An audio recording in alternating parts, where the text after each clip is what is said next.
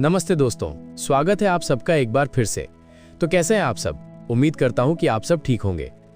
आज के इस वीडियो में हम बात करेंगे कि BSNL के नेटवर्क की कंडीशन हमें इतनी खराब क्यों देखने को मिल रही है, जबकि एयरटेल और जियो में हमें नेटवर्क स्टेबल और अच्छे देखने को मिल रहे हैं। मैं आपको इस वीडियो में कुछ ऐसी बातें बताने जा रहा हूं जिनको जानकर आप हैरान हो जाएंगे और आप जान पाएंगे कि BSNL के नेटवर्क की खराब कंडीशन की असली वजह क्या है। इसलिए आपसे निवेदन है कि वीडियो को पूरा अंत तक जरूर देखें। वीडियो को शुरू करने से पहले आप सबसे मेरा निवेदन है कि अगर आपको ये वीडियो अच्छा लगे तो इसे लाइक करें, शेयर करें और चैनल को सब्सक्राइब करना ना भूलें।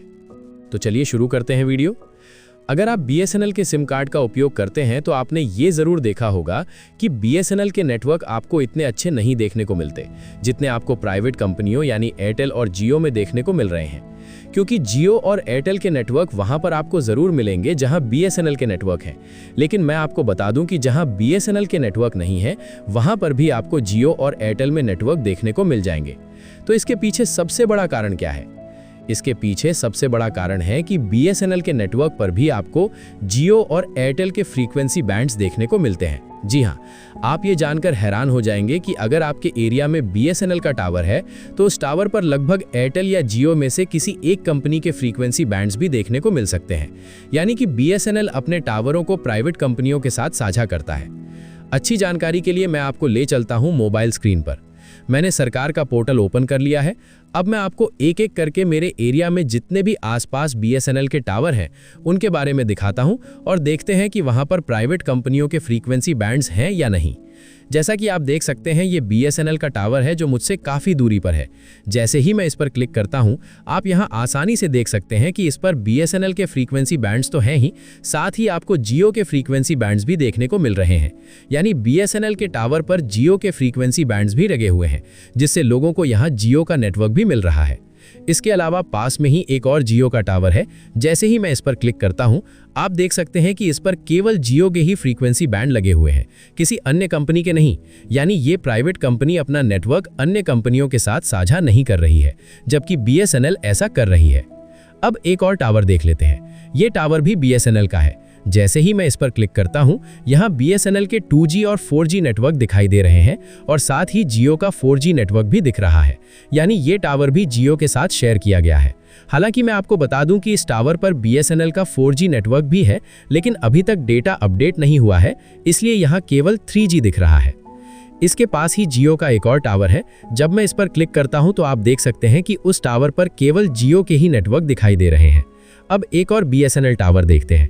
जैसे ही मैं इस पर क्लिक करता हूं यहाँ BSNL के 2G और 4G नेटवर्क दिखाई दे रहे हैं और साथ ही जियो का 4G नेटवर्क भी दिख रहा है। यानी ये टावर भी जियो के साथ शेयर किया गया है। अब चलते हैं मेरे गांव के टावर पर। यहाँ जो टावर दिख रहा है ये मेरे एरिया का है। जैसे ही मैं इस पर क्लिक करता हूँ यहाँ केवल BSNL के 2G नेटवर्क दिखाई दे रहे हैं। हालांकि मुझे यहाँ 4G नेटवर्क मिल रहा है, लेकिन पोर्टल पर अपडेट नहीं हुआ है। ये टावर किसी अन्य कंपनी के साथ शेयर नहीं किया गया है और मैंने ये देखा है कि ये टावर बार बार बंद हो जाता है, जबकि जिन टावरों को दूसरी कंपनियों के साथ साझा किया गया है वे बहुत कम समय के लिए बंद होते हैं। यानी BSNL अपने टावरों का रख रखाव सही तरीके से नहीं कर पा रही है। ये भी एक बड़ी वजह है। जब BSNL अपने टावर प्राइवेट कंपनियों के साथ साझा करती है तो होता यह है कि जहां BSNL का टावर है वहां जियो और एयरटेल का नेटवर्क भी मजबूत हो जाता है, लेकिन जहां केवल प्राइवेट कंपनियों के टावर हैं वहां BSNL का नेटवर्क नहीं मिलता।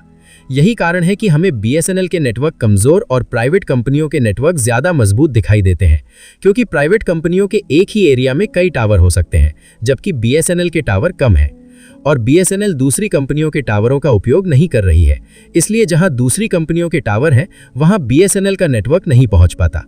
अब आप समझ गए होंगे कि BSNL के मुकाबले प्राइवेट कंपनियों के नेटवर्क ज्यादा मजबूत क्यों दिखाई देते हैं। आप भी एक बार अपने एरिया में चेक जरूर करें कि क्या आपके आसपास BSNL का टावर अन्य कंपनियों के साथ साझा किया गया है या नहीं, और कमेंट में जरूर बताएं कि आपके एरिया में किस कंपनी का नेटवर्क सबसे अच्छा है। वीडियो के अंत में आपसे फिर से निवेदन है कि अगर आपको ये जानकारी अच्छी लगी हो तो वीडियो को लाइक करें, शेयर करें और चैनल को सब्सक्राइब करना ना भूलें।